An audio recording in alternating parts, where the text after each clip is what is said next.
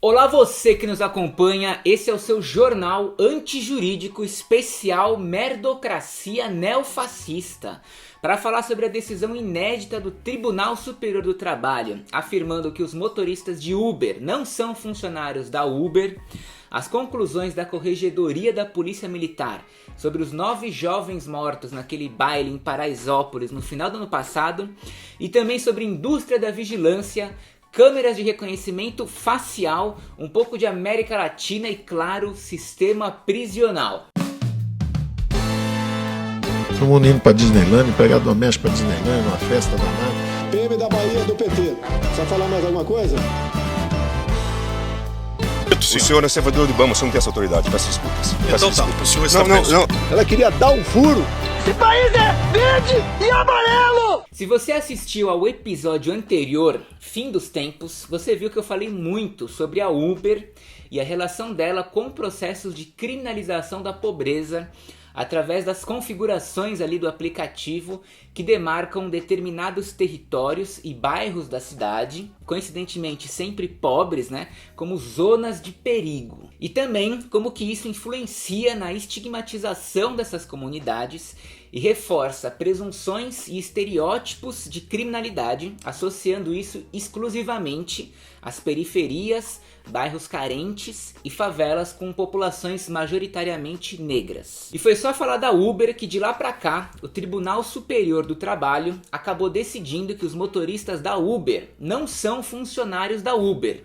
Não tem vínculo de emprego algum, portanto nada de 13º, FGTS, férias, porra nenhuma. Pro tribunal, o motorista de Uber é na verdade um parceiro da Uber, em uma parceria onde essa multinacional vale 82 bilhões de dólares, enquanto você não vale nem os seus direitos trabalhistas. Bom, esse entendimento do TST sobre parcerias, no sentido de que você não trabalha para Uber, é uma escolha sua.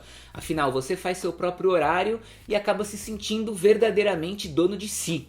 Essa ideia de opção é muito importante, pois em um país com mais de 12 milhões de desempregados, se supõe que quem trabalha para Uber tem opção. E quem está supondo isso, ou melhor, decidindo isso, são ministros que recebem os seus 30 mil reais de salário, férias de 60 dias, plano de saúde, aposentadoria integral e, claro, serviço de motorista incluso. E assim, de empregado a parceiro, a gente vê de camarote como que o capitalismo, com a chancela do judiciário, segue aprimorando as suas formas de exploração e reduzindo e ressignificando o que é trabalho. Mas isso não parte só do judiciário, obviamente. Nos Estados Unidos, a própria Uber chegou a exigir que os seus motoristas ouvissem um número determinado de podcasts antissindicais por semana, todos controlados pelo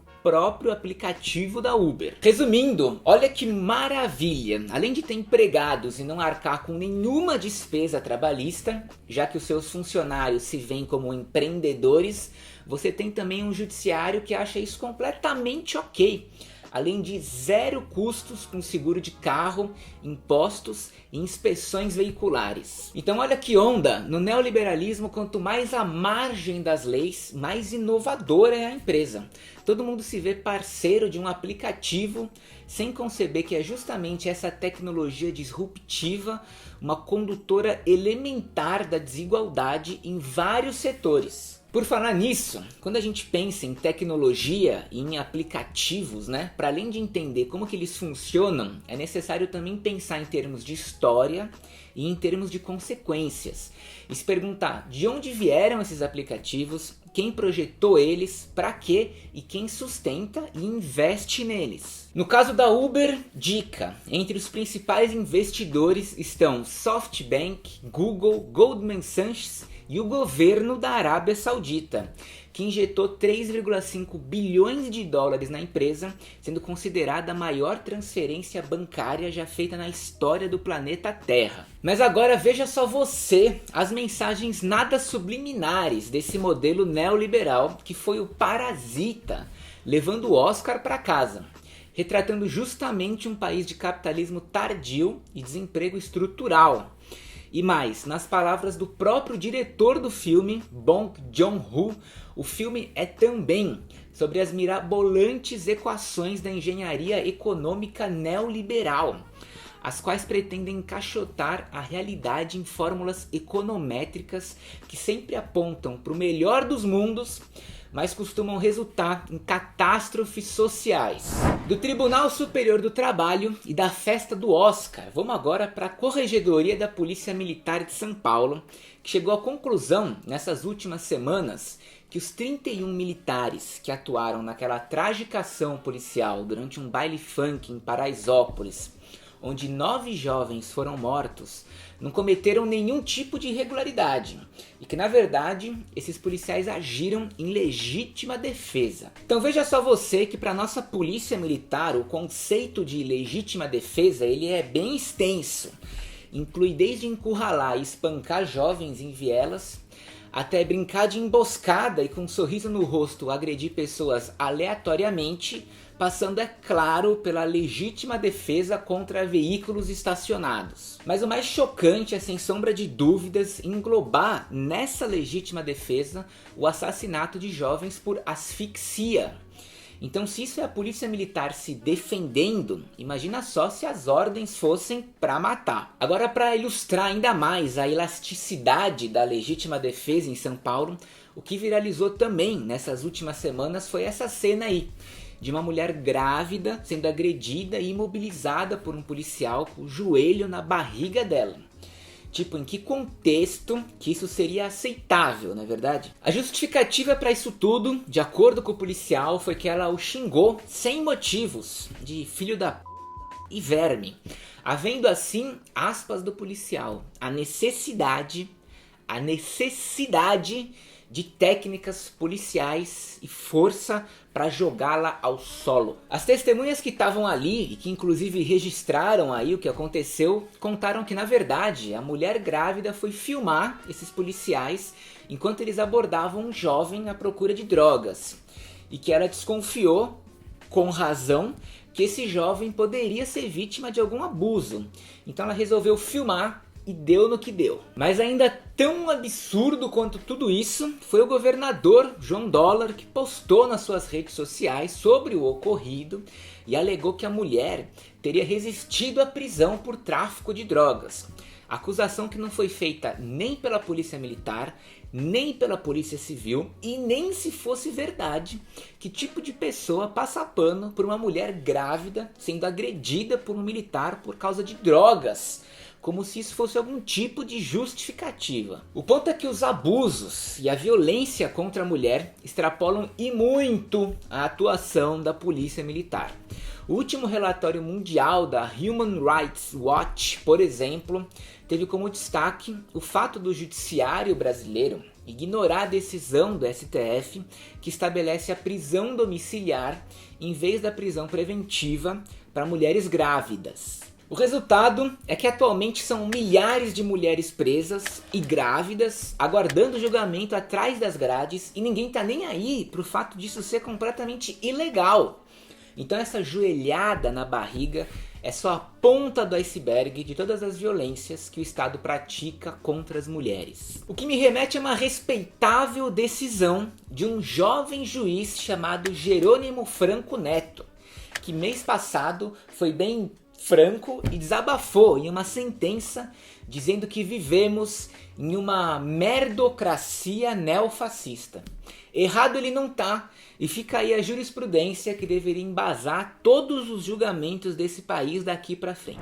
Agora vamos para outro assunto que muito me interessa e, como já expliquei em outros episódios, tem tudo a ver com abolicionismo penal, que é a indústria da vigilância, em especial as tecnologias de reconhecimento facial desenvolvidas principalmente por empresas como Amazon, Microsoft, Facebook e Google e cada vez mais usadas pelas polícias do mundo todo, incluindo aí, é claro, Brasil. E de recente, para te atualizar sobre esse assunto, tá rolando aqui em São Paulo uma ação na Justiça da Defensoria Pública sobre as novas câmeras de reconhecimento facial que serão instaladas no metrô. ao custo de quase 60 milhões de reais. Até o momento, o governo do estado não esclareceu nada sobre o funcionamento dessa tecnologia, no sentido de quais bancos de dados serão usados, como que os dados serão coletados, quem poderá ter acesso a esses dados, enfim, tudo que a gente sabe mesmo é que 90% dos presos por monitoramento facial no Brasil são negros. E sobre isso, eu já falei muito no episódio Mão Amiga, de como nem todos os corpos são objetos dessa vigilância da mesma forma, ou com a mesma intensidade. E que é um fato, sim, que o racismo estrutura até as nossas tecnologias da informação e da segurança. Mas para além de achar que câmeras reduzem a violência ou combatem a criminalidade, o fato é que temos um transporte público péssimo em se tratando de metrô. Quem assiste TV, em especial o Bom Dia São Paulo, sabe que todo dia ocorre algum tipo de falha no metrô. E que esses 60 milhões de reais poderiam muito bem ser investidos em diversas outras melhorias. Foi inclusive mostrando como a linha vermelha estava atrasada e completamente lotada que o Rodrigo Bocardi protagonizou esse episódio, onde supôs que um jovem negro que estava sendo entrevistado era catador de bolinhas de tênis. Isso porque ele disse que estava indo para o clube Pinheiros. E o Bocardi não foi capaz de cogitar a possibilidade de um negro ser sócio ou atleta do clube. Fica aí o racismo nosso de todo dia, que vai desde as câmeras de vigilância até as câmeras de televisão. Não, ele vai pegar bolinha lá no Pinheiros, bolinha de tênis no Pinheiros? Ou não? Você vai pegar bolinha de tênis no Pinheiros, o Rodrigo tá perguntando ou não? Não, eu sou atleta lá do Pinheiros, jogo polo aquático. E agora, quando o assunto é sistema prisional, é bom lembrar que a gente sempre dá um passo para frente e dois para trás. Só que o passo que a gente dá para frente, ele não é necessariamente um avanço, porque é um passo para frente que na verdade sempre deveria ter sido dado e que está sendo dado só agora. Então não é para frente, na verdade é só o básico mesmo. E eu digo isso porque agora, em 2020, o Tribunal de Justiça de São Paulo determinou que o governo do estado forneça banho quente a todos os detentos do sistema prisional. E não somente aos idosos e doentes. Um passo para frente. E pior, um passo para frente como se fosse algo que a gente tenha que comemorar ou agradecer. Sendo que a gente está falando de banho quente. Por essas e por outras, que você precisa ter em mente que os presos, eles não são administrados pelo sistema prisional. Há uma diferença. O sistema prisional é administrado para ser contra eles. Agora, dois passos para trás é que esse mesmo governo do estado de São Paulo, também em 2020, censurou a lista de livros que os detentos podem ler para obter a remissão de pena. Cada livro lido pode diminuir a pena em 4 dias, ou seja, lendo um livro por mês, em um ano, você pode conseguir no máximo 48 dias de remissão de pena. Mas o que interessa é que na lista de livros censurados, que o Dória achou por bem que os presos não devem ler de jeito nenhum, estão Cabo de Guerra, que conta a história de um agente do governo infiltrado nos grupos de esquerda durante a ditadura. Tem também Estações Havana, porque, bom, é de um autor cubano e fala sobre Cuba. Logo, é completamente compreensível essa censura, porque, né? E tem também o livro O Fim de Ed, que fala sobre homossexualidade. Portanto, livros sobre a esquerda, Cuba e homossexuais não podem ser lidos nos presídios de São Paulo por razões que a própria razão desconhece. Eu já tô ficando careca, literalmente, de falar sobre o poder da indústria do complexo prisional no mundo, que engloba aí a indústria da vigilância, do monitoramento e, é claro, a indústria das armas. E para ilustrar brevemente o poder e a influência dessa indústria, eu queria agora comentar o que aconteceu no começo de fevereiro em El Salvador. E o que aconteceu foi que o presidente Nayib Bukele simplesmente colou no Congresso do país, acompanhado de policiais e militares com roupas camufladas e armados até os dentes com fuzis, acusando os deputados de não trabalharem para o povo e, sobretudo, por estarem adiando a aprovação de um empréstimo internacional de 109 milhões de dólares para modernizar as forças de segurança. Esse empréstimo faz parte do chamado Plano de Controle Territorial, que prevê a compra de armas, munições, coletes à prova de bala, capacetes táticos, rádios, helicópteros, drones, câmeras com visão noturna, tudo e mais um pouco para iniciar uma verdadeira guerra. Contra quem? Contra o próprio povo. Vale lembrar que El Salvador é um dos países mais violentos do planeta e que Nayib se elegeu justamente com um discurso de combate à criminalidade.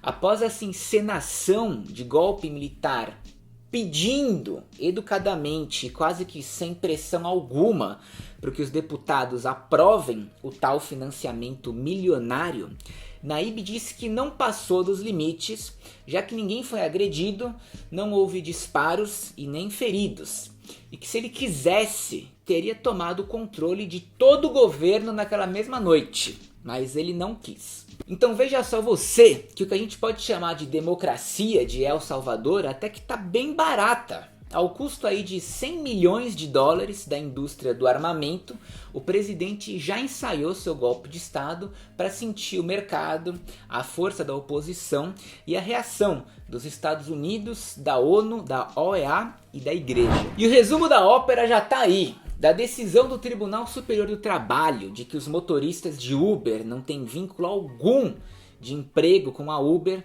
até a última e grandiosa declaração do Paulo Guedes, que depois de afirmar que a pobreza é a principal inimiga do meio ambiente, agora com o dólar mais caro desde o Plano Real, Guedes concluiu que isso na verdade é uma coisa boa. O dólar alto é bom para todo mundo, porque afinal, quando o real esteve mais valorizado, as empregadas domésticas estavam indo para Disney, ao invés de ir para Foz do Iguaçu, para as praias do Nordeste ou para Cachoeiro do Itapemirim, conhecer onde Roberto Carlos nasceu. Disso tudo, para a decisão da Corregedoria sobre a atuação dos policiais lá em Paraisópolis configurar legítima defesa, isso faz a gente pensar que na verdade a gente nunca precisou de excludente de ilicitude. Ela já acontece na prática e também na teoria, através de inúmeros malabarismos jurídicos, como foi o caso aí de Paraisópolis, passando, é claro, pelo massacre do Carandiru e Eldorado dos Carajás. É tudo sempre legítima defesa. Com isso, mais uma vez, eu bato na tecla de que o Sérgio Moro não perdeu nada quando o Congresso aprovou o pacote anticrime sem a excludente de ilicitude. Algo que foi visto por muitos como uma vitória estratégica da esquerda.